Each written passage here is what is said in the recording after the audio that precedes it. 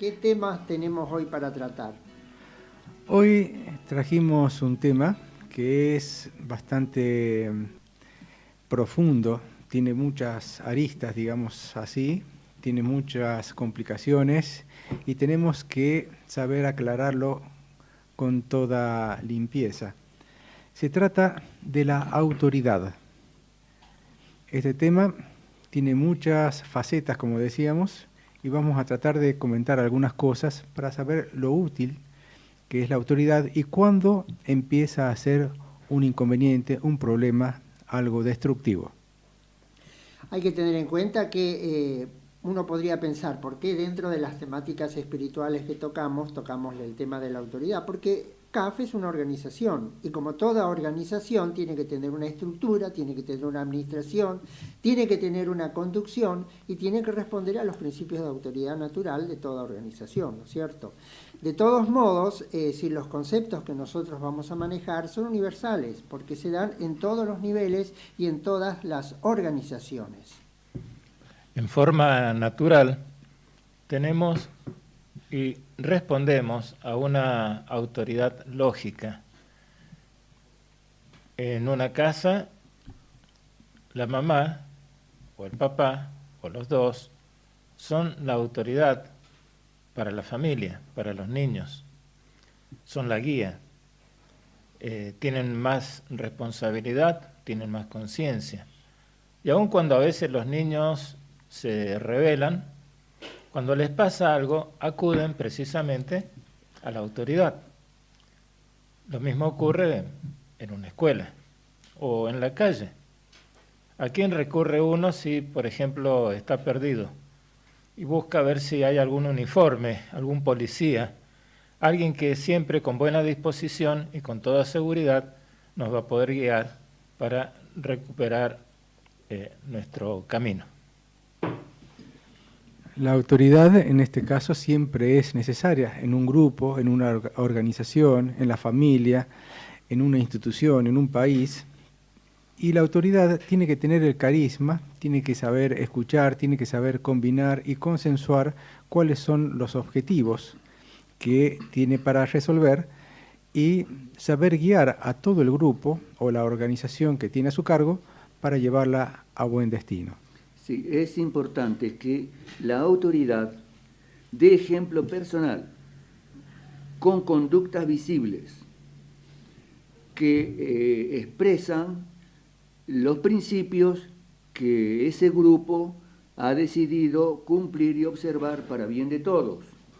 También es importante que aquel que conduce sea el papá, la mamá, el maestro, el director del equipo, tengan símbolos, es decir, por ejemplo, si queremos que los chicos en la mesa coman correctamente, vamos a poner los platos de una manera, los cubiertos, de manera de que eso simbolice orden, buen gusto y las ganas de pasar un momento agradable entre todos.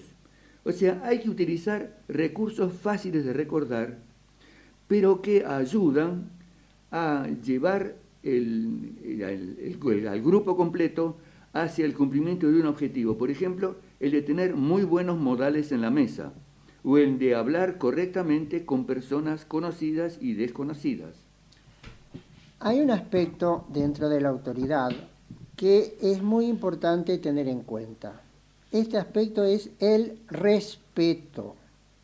Es decir, quien demanda o quien tiene autoridad tiene que poder respetar a aquellos que dependen de su autoridad, porque es la única manera en que se puede recibir de los demás el mismo tratamiento. Yo no puedo hacer o tratar a los demás de una manera distinta a la que quiero que me traten a mí, ¿no es cierto? El otro aspecto que es fundamental es aprender a asumir la responsabilidad de tal manera que yo nunca exija o quien demande o quien tiene autoridad pida o exija más allá de lo que él es capaz de hacer y ha demostrado en los hechos de que lo asume con naturalidad y con la misma naturalidad que tienen que asumirlo los demás. Un aspecto también de la autoridad es que quien dirige tiene que tener cualidades de líder, o muchas veces aparece así. En grupos o excursiones, aventuras, ha habido un líder que ha sabido llevar todo el grupo, impulsarlo, entusiasmarlo, darle buenos ejemplos y fuerza para continuar adelante. Que dé ejemplo personal con símbolos y conductas visibles y fáciles de recordar. Ese es un buen líder. La persona que es coherente en su funcionamiento genera confianza en los demás. Y no pocas veces estas personas, sin buscarlo, sin pretender nada en especial, se van erigiendo precisamente en un conductor del grupo porque actúan o viven del modo como a los demás les gustaría ser. Hay dos aspectos de la autoridad que también es importante considerar. La autoridad, en cualquiera de los casos que hemos estado mencionando, o los que ustedes piensen, por ejemplo, la autoridad que uno se asume o representa, ¿no es cierto?, que muchas veces es, en muchos casos, autoridad impuesta por las circunstancias, por las condiciones, por el rol que cumple en un determinado lugar.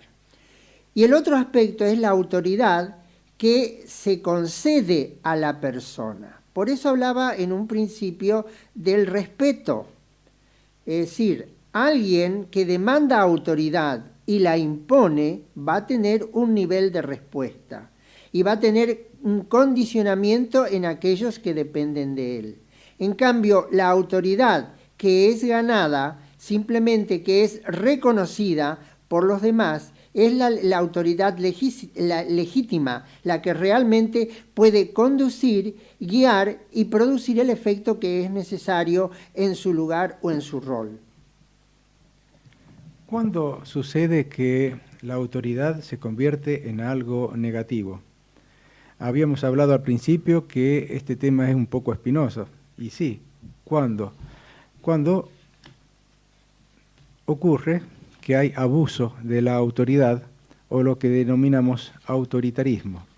¿Cuándo se produce eso? Cuando el líder o el que conduce quiere ser siempre el protagonista, desconoce a los demás, quiere imponer sus opiniones, discriminar a quienes disienten, presiona, manipula, no escucha o intenta inmiscuirse en lugares que no les corresponde o exigir más de lo que debe exigir. Tal vez el diálogo sea una buena herramienta en este caso, y aprender a dialogar también es todo un arte y toda una técnica. Con respecto a la autoridad, hay un ejemplo de la vida real que ocurrió en un avión.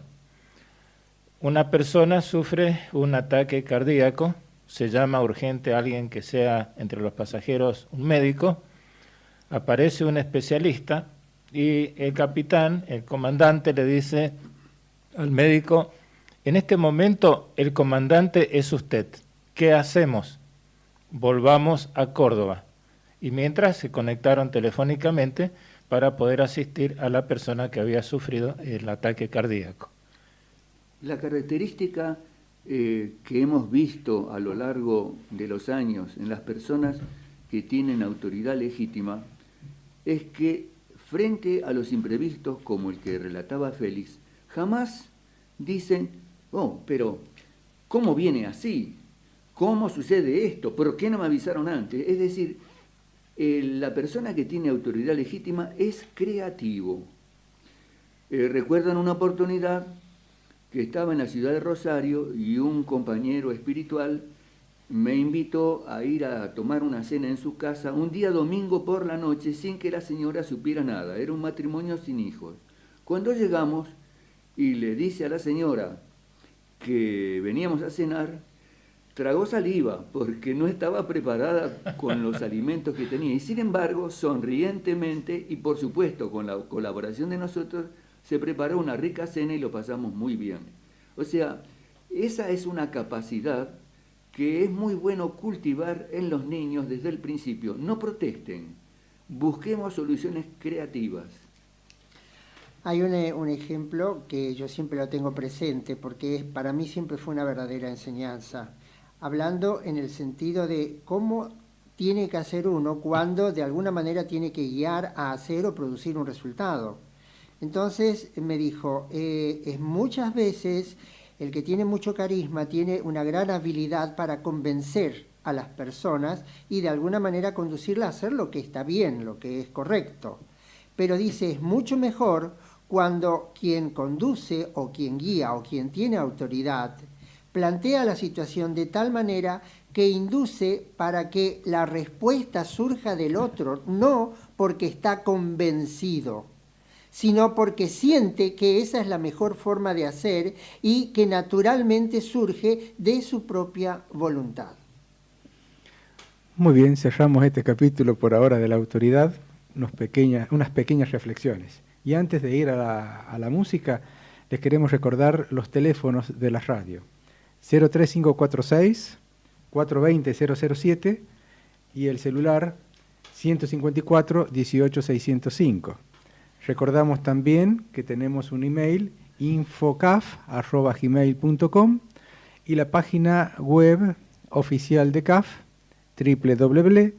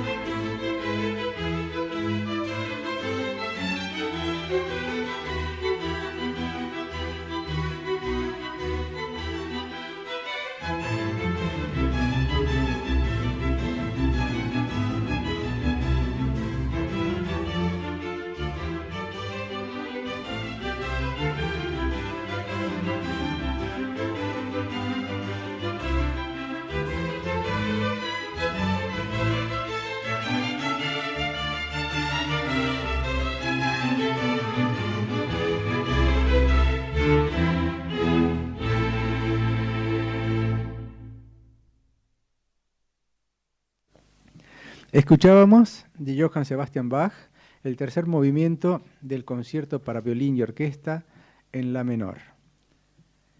Y vamos a tener acá una entrevista, una invitada que conocemos mucho y que vamos a presentar seguidamente. Continuamos en Caminemos Juntos, un espacio de CAF, un camino de desenvolvimiento espiritual.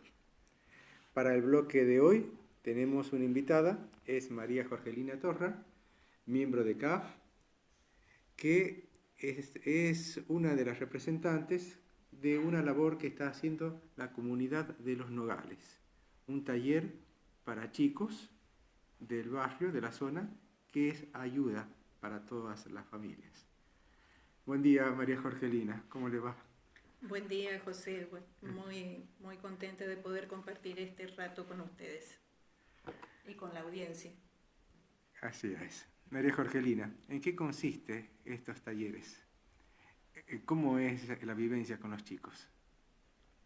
Si me permite, primero voy a aclararle que, para los que no lo sepan, que la comunidad de Los Nogales está emplazada en Villa Incor y estamos sobre el camino provincial y alrededor nuestro hay un barrio donde hay muchos chicos y hace ya bastantes años, o sea, hace bastante tiempo que habíamos realizado una tarea similar,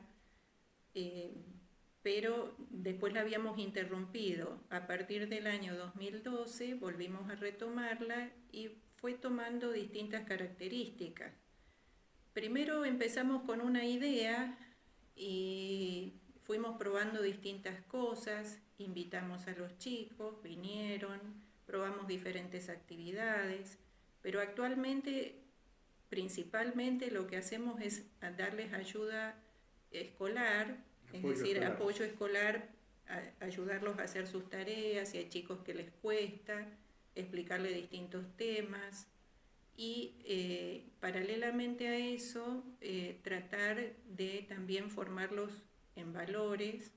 También hacemos algunas actividades que podrían llamarse recreativas, pero fundamentalmente en este momento estamos dedicados al apoyo escolar. ¿Cuántas señoritas son las que se dedican a esta tarea? Mire, somos la que podemos, pero no siempre, no todos los días estamos todas, pero hay días que hay 2, 5, 6, pero ¿Y la cantidad de chicos? ¿Para cuántos chicos? También es variable. Ha habido momentos en que han venido muchísimos y eso nos obligó, muy a nuestro pesar, a poner un límite y tener que inscribirlos, porque si no había tantos que no los podíamos atender bien. Claro. En este momento estamos funcionando por inscripción, entonces las mamás vienen, los anotan, pero no siempre vienen todos. Entonces hay veces que hay días, por ejemplo, que hay 7, 10 y hay otros días que tenemos 30. Entonces es bastante variable. Todos están inscriptos, pero más de eso no nos está dando para atender en este momento. Sé que es informal. Una ayuda escolar, pero de alguna manera es informal. Es en la medida que ellos lo piden y lo solicitan. Hay algunos que vienen siempre y hay otros que vienen más esporádicamente cuando tienen alguna dificultad. ¿Cómo ve usted, María Jorgelina, después el resultado, tanto anímico como de la formación escolar en los chicos? O sea, ¿se van contentos y se van yendo? ¿Es así? Yo creo que les gusta venir. La mayoría de las veces tenemos realmente que ponernos firmes para que se vayan, porque no quieren irse. Pero más allá del apoyo del resultado escolar, que bueno, depende de muchos factores. Hay veces, por ejemplo, que vienen algunos chicos que dicen mañana tengo examen y entonces uno mucho no puede hacer. pero más allá de eso, me parece que lo que encuentran acá es un espacio donde puedan expresarse realmente de manera auténtica, de manera simple, sencilla, sin tener miedo de qué es lo que van a decir. Y a lo largo del tiempo nosotros hemos percibido que entre ellos mismos ha cambiado la relación, porque al principio había bastante agresividad. Entre ellos. Entre ellos mismos, es decir, peleas, disputas a veces por los elementos, a veces se creaban como bandos, ¿no es cierto?, los de estos con aquellos, pero a medida que ha ido pasando el tiempo y nosotros tratando de inculcarles de alguna forma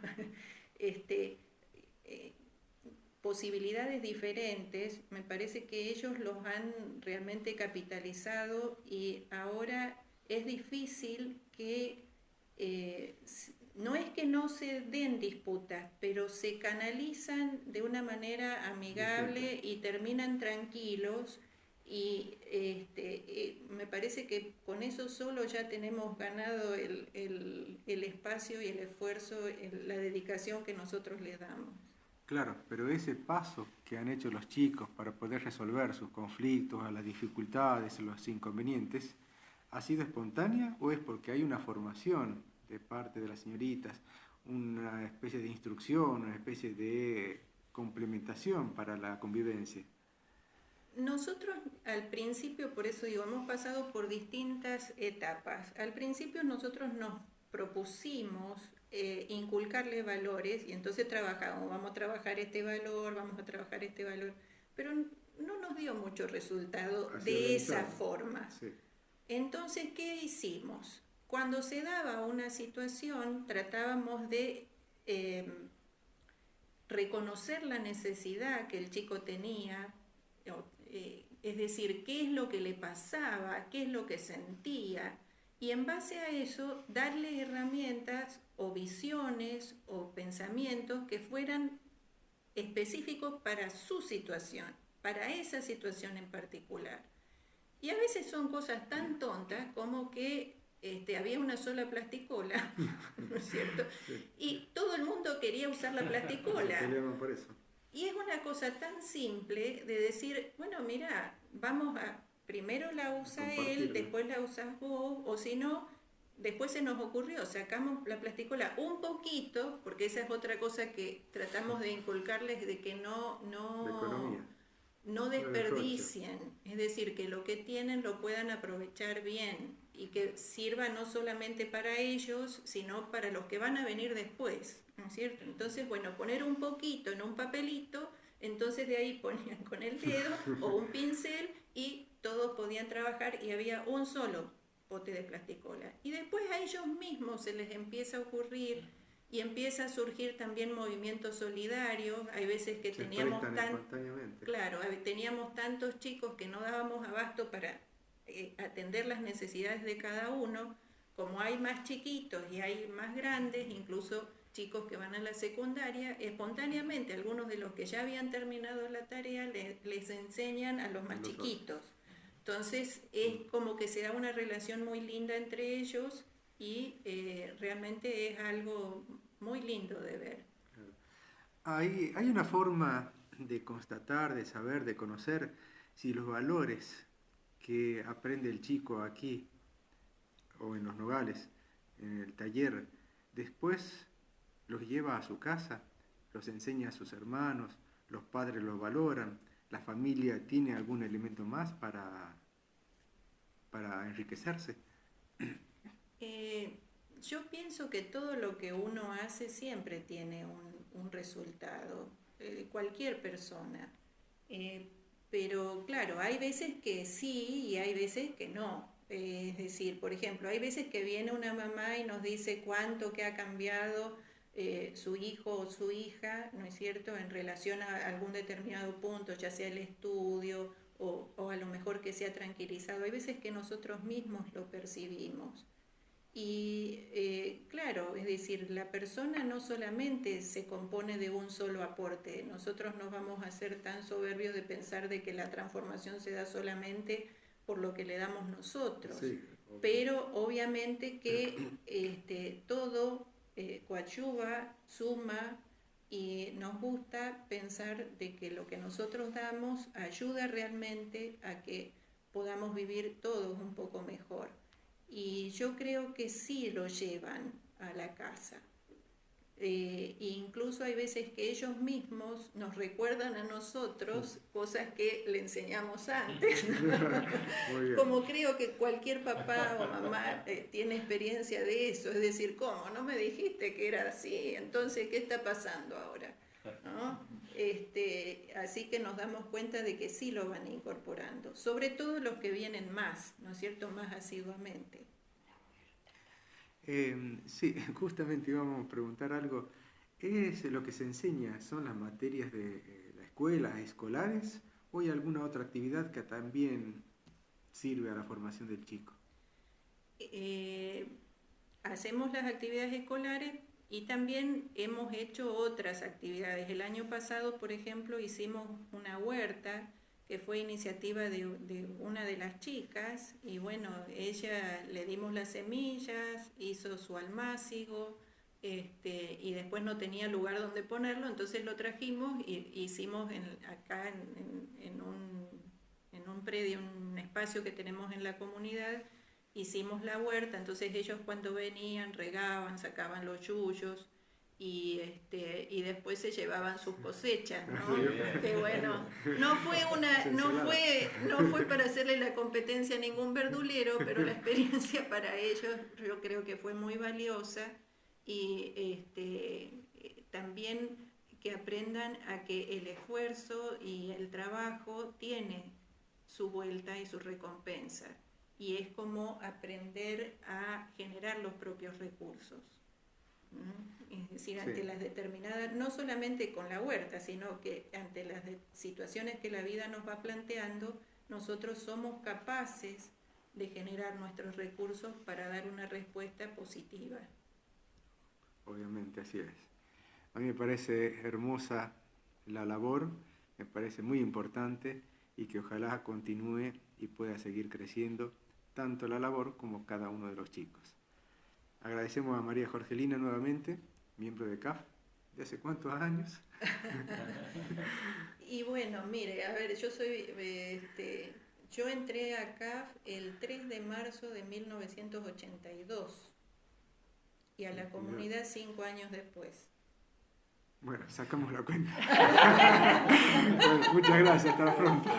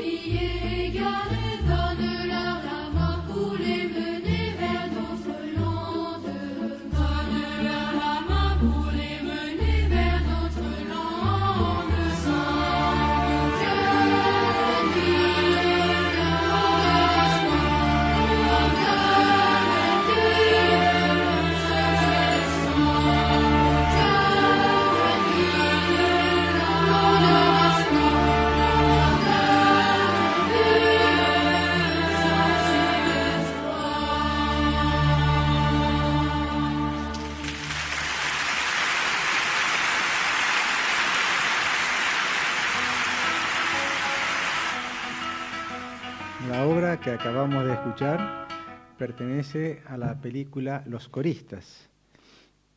El nombre que tiene la canción es Voix sur ton chemin. Es una película francesa donde muestra varios chicos huérfanos que tienen que hacer un coro. Y aquí son unas voces blancas. Lo que hemos escuchado es un coro de niños. Y ahora, en esta tercera parte, en este tercer bloque, queremos contarles una historia de un señor extraordinario. Él nació en Irlanda, pero vivió en Londres casi toda su vida. Se trata de Ernest Shackleton. ¿Quién fue este señor? Fue un explorador, una de las principales figuras conocidas como edad heroica de la exploración de la Antártida. Hacia 1912 organizó una expedición con un grupo de voluntarios, ya le vamos a contar cómo se efectuó esa expedición, para llegar al Polo Sur, al punto donde está el eje de la Tierra en el Polo Sur. Para completar la descripción que estaba haciendo José, tenemos en cuenta que hoy está aquí en la audición José, Félix, Manuel y el que habla Juan Carlos. Para completar esta descripción, conviene recordar que Shackleton no era un improvisado.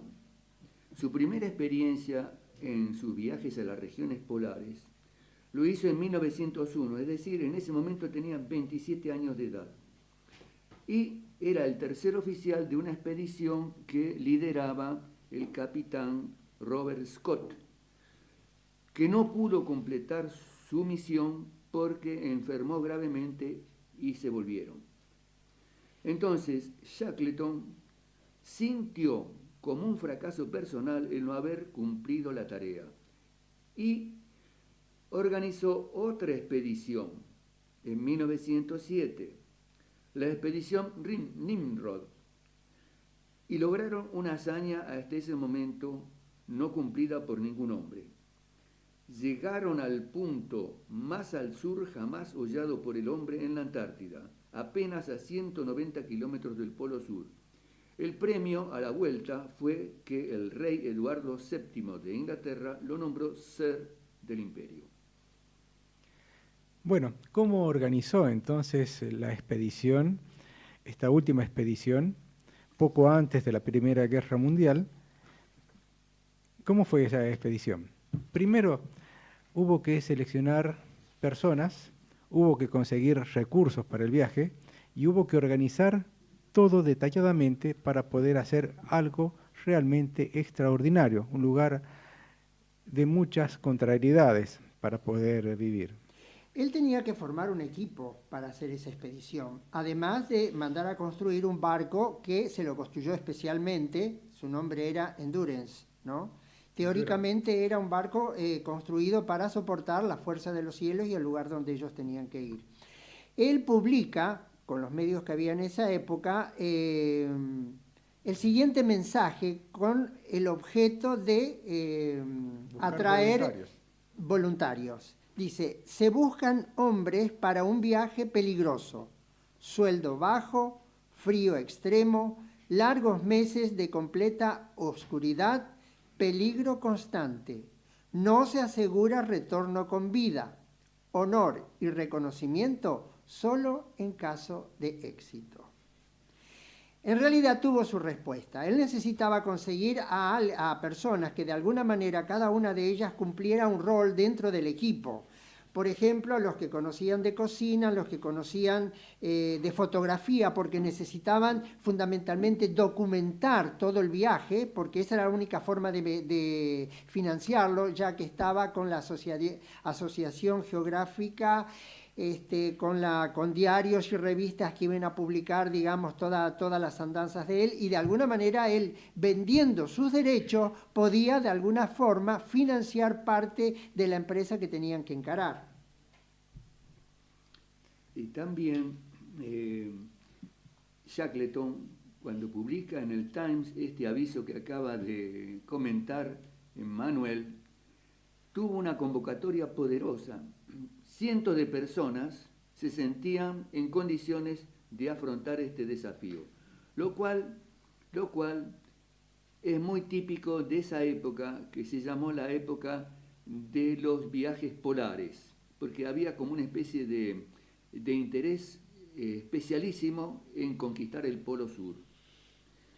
El hecho es que Amundsen, un explorador noruego, fue el que llegó primero, pero entonces Shackleton decidió hacer algo que Amundsen no había hecho. Decidió llegar al Polo Sur por dos extremos, es decir, como si en una torta comenzáramos a cortarla por un borde y por el borde exactamente opuesto.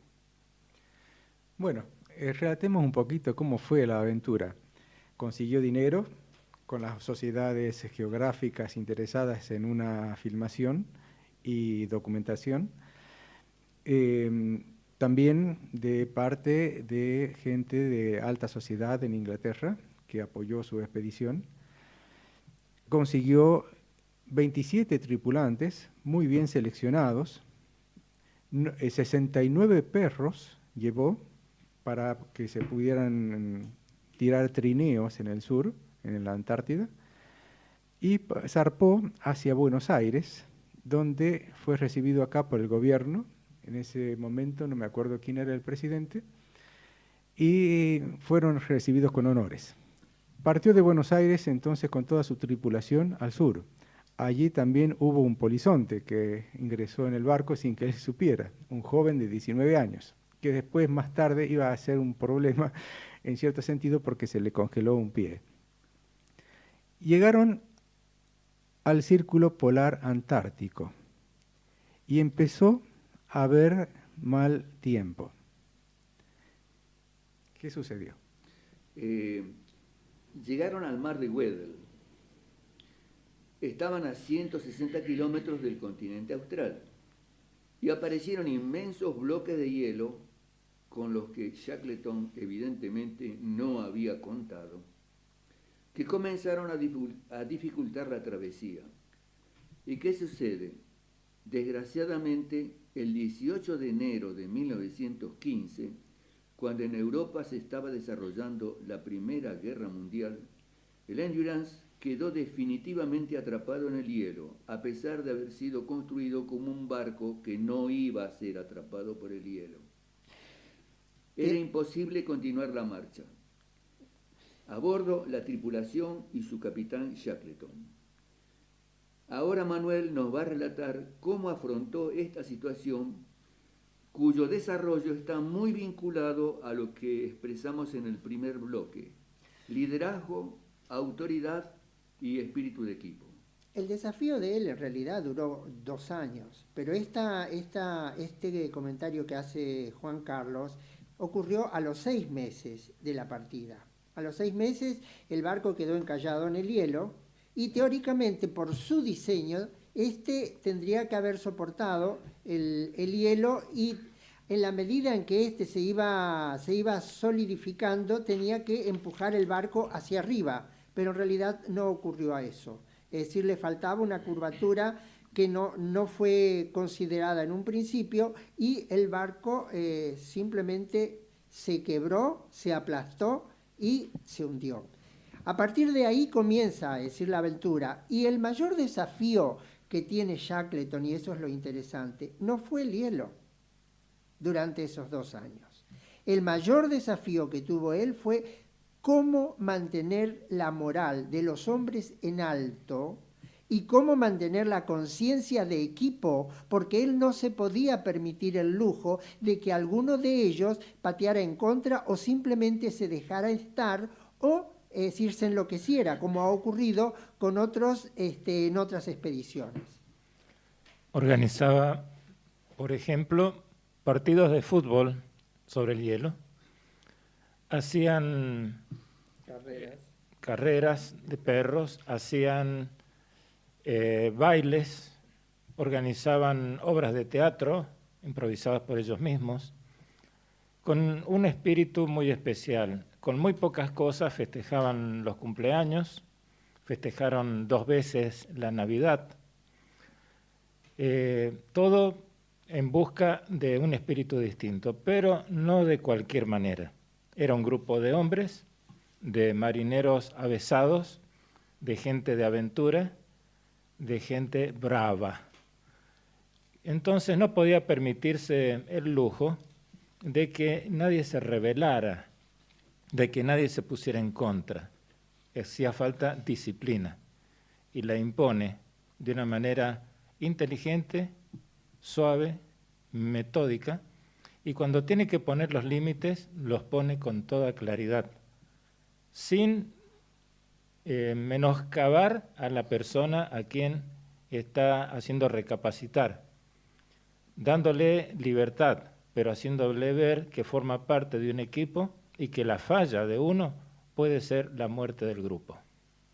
Hay un detalle interesante porque dentro de los 27 integrantes había 2 que en realidad eran un poco problemáticos. Uno que era el que hacía toda la parte de filmación y de fotografía, y otro que hacía la parte de carpintería, es decir, todo lo que sea carpintería. Entonces, ¿cuál fue la actitud de él? Simplemente dijo, mire, de ahora en más, póngame, ellos van a formar parte de mi carpa. Entonces, lo que él quería hacer simplemente es tenerlos cerca, porque sabía que de esa manera podía mantenerlos en su lugar y hacer todo lo necesario para que, como decía Félix, sin menoscabar el carácter de ellos, pudiera evitar que se produjeran problemas. Es importante recordar algunas de las extraordinarias características de Shackleton como líder. Por ejemplo, cuando él sale de Plymouth, ese puerto inglés de donde partió el Endurance, el objetivo era, como ya se dijo al principio, cruzar el Polo Sur, el continente helado. Cuando ese propósito fracasa, instantáneamente cambia su objetivo. Y él lo dejó expresado en estas palabras: nunca pierdas de vista la última meta, pero concentra tu energía en objetivos a corto plazo, porque eso permite contar con la totalidad de las fuerzas en ese preciso momento, no soñar. Esta capacidad del líder es muy importante, tener realismo frente a las cosas, a pesar de tener un objetivo lejano a cumplir. Continuando con la expedición, en el momento en que el buque Endurance, es atrapado por el hielo y después aprisionado y quebrado por los hielos, tienen que abandonarlo. Entonces tienen que tomar 3 barcazas que eran de auxilio que tenían en el barco y arrastrarlas con los perros y los hombres por distintos lugares bastante difíciles a veces, porque se les encaja en distintas circunstancias de esas barcazas. Tienen que sacrificar los perros para comerlos y pueden llegar después a un lugar donde ya el hielo ha dejado el mar descubierto y poder navegar con las 3 barcazas hasta una isla que se llama Isla Elefante. Allí hay una primera etapa y otra decisión que tienen que tomar. Basamos todo este relato en un libro que leímos hace mucho tiempo de Alfred Lansing, La increíble expedición de Shackleton. Y hace relativamente poco tiempo se ha hecho una película sobre el mismo viaje. Recordando lo que comentaba Félix, hay ejemplos de liderazgo que son realmente conmovedores. Cuando ya estaban en pleno hielo, el Endurance se había hundido y estaban caminando por ese continente helado rumbo a la posibilidad de salvación, la dieta era muy estricta. Tenían que controlar los alimentos. Y había uno de los integrantes de la tripulación que estaba enfermito. Tenía poca comida. Shackleton le dio una galleta para el desayuno que la tenía que haber comido él. Y este hombre dice: No creo que nadie en el mundo pueda valorar cuánta generosidad y empatía ha mostrado con este gesto. Yo sí, y juro por Dios que nunca lo olvidaré. Esto tiene mucha relación con lo que hablábamos en la presentación del programa, ¿no es cierto? Es decir, lo que es la conducción y lo que es el liderazgo. Dentro de eso, lo que él trataba de mantener y que también es parte de la conducción es la conciencia de grupo, la conciencia de equipo. Él decía permanentemente, somos uno, viviremos y moriremos juntos, pero nunca uno independiente del resto. Esa era la fuerza con que él mantenía, digamos, la unidad de todos y trataba de que esa unidad siguiera adelante hasta el final. Para concluir la parte de la expedición, a partir de la isla Elefante, él deja un grupo en esa isla para que espere, y él va con 6 hombres, 5 y él, hacia las Islas Georgias del Sur, donde había un puesto ballenero. Ahí tienen que conducirse con el sextante a través de unas tormentas de nieve, de frío, de agua y de viento, y logran llegar a esa isla, a la cual tienen que atravesar escalando unas montañas para llegar al otro extremo de la isla donde está el puerto ballenero. Allí puede organizar todo el rescate de las personas que están en la otra extrema de la isla, como aquellos que han quedado en la isla Elefante. Tarda 4 meses y medio en irlos a rescatar, y la hazaña es que no pierde ninguna vida humana de su tripulación. En esta parte que relataba José, hay un hecho muy significativo. Shackleton nunca se había descrito a sí mismo como un hombre religioso, pero cuando en medio de la noche tienen que trepar por las montañas heladas, cruzarlas, para poder ir a la factoría que estaba del otro lado de las montañas, tenían que moverse entre la nieve, la oscuridad, en un lugar donde no conocían dónde podía estar el precipicio que los podía hacer desaparecer a todos. Ellos no tenían ninguna experiencia en alpinismo ni en nada de y montañismo. Él, en ese momento, después lo escribió, expresó lo siguiente: no tengo duda de que la providencia nos ha guiado. Yo sé que durante aquella larga y terrible marcha de 36 horas sobre montañas nevadas sin nombre y glaciares, a menudo me parecía que en lugar de 3 éramos 4. Una presencia invisible siempre nos acompañaba. Bueno, terminamos entonces con el relato de Shackleton, la expedición a la Antártica. Pasamos a la música.